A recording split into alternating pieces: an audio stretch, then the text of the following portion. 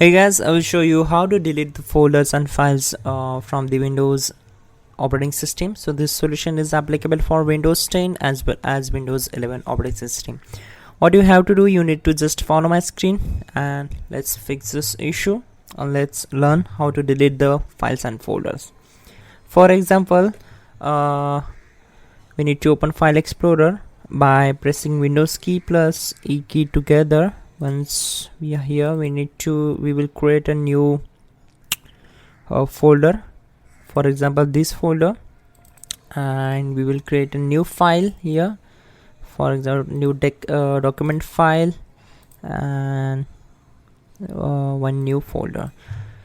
So you can just select all these together and you can click on the delete.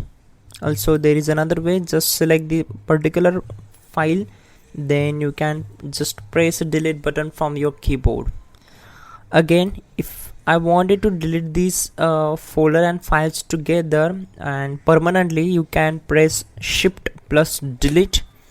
Then it will ask you, are you sure you want to permanently delete these two items? Then we can select yes. If you delete this, you will not restore these files from the recycle bin if you press shift plus delete.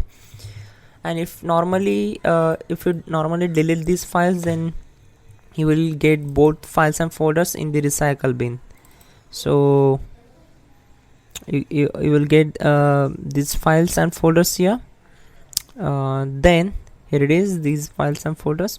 And if you want to restore them, then select these two files, select this and simply click on restore items, then select S and okay, we'll skip it.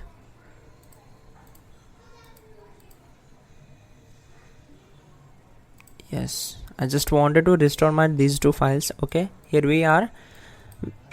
Once done, that's it guys. Don't forget to like the video and please do subscribe the channel.